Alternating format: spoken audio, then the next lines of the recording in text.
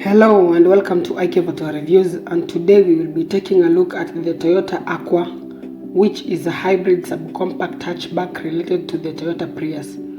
It is underpinned by the B platform, which is shared by other Toyotas such as the Vitz, Axio and Belter, among others. So this means many engine components and chassis are shared among these cars to reduce the cost of production. The hybrid power plant in this Toyota Aqua is the same as the one used in the Toyota Aqua Hybrid. In fact, these two cars can achieve almost similar figures when it comes to fuel consumption. Slight variations can only be brought about by factors such as the weight as well as the aerodynamics. So let's talk figures. You can get a Toyota Aqua from around 800,000 shillings depending on the mileage, features as well as the overall condition of the vehicle.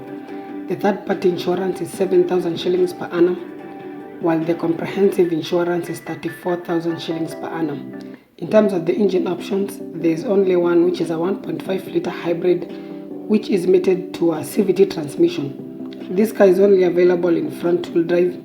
There is no all-wheel drive on offer. Expect an impressive fuel consumption figure of around 35 kilometers to the litre, and of course this depends on how you drive.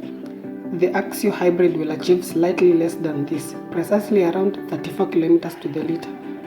This slight difference may mostly be due to the weight. The Aqua weighs around 1080 kilograms, which is about 285 kilograms lighter than the Axio. Lastly, expect to spend around 10,000 shillings for the minor service, which should be done after every 10,000 kilometers. So now let's talk about its exterior and interior design. Exterior wise, I think it looks like a typical Japanese car. It tends to look slightly larger than the Vitz but smaller than the Toyota Raktis. At the back it comes with these big vertical taillights. The design is neat and basic and seems like it will age quite well like most other Toyotas. Moving on into the interior, I reckon its direct competitor, which is the Honda Fit Hybrid, is more spacious and practical. At the front row, there is ample space. The seats get manual adjustments and are fairly comfortable. There is also an armrest in between the two front seats. The dashboard is made of plastic, which is okay. It will be durable and also easy to wipe clean. The speedometer and multi-information display are located at the center of the dashboard, which might not sit well with everyone, but on the plus side, it's easy to read all the information clearly. In terms of storage spaces, there are two cup holders in front of the gear selector, a decent sized glove box as well as a small compartment just above the glove box. At the back there is limited leg and foot room compared to the Honda Fit Hybrid. Two adults of average height will be comfortable on a long journey. On short journeys, three can fit at a squeeze. Moving on to the boot, it's fairly spacious considering the size of the car. You can fit in one suitcase and other small items. The back seats can fold down in a 60-40 split fashion to create room for more luggage.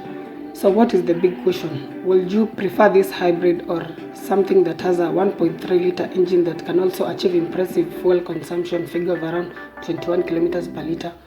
Most people will tend to shy away from hybrids because of their complexity and expensive battery replacements, which can cost in excess of 350,000 shillings.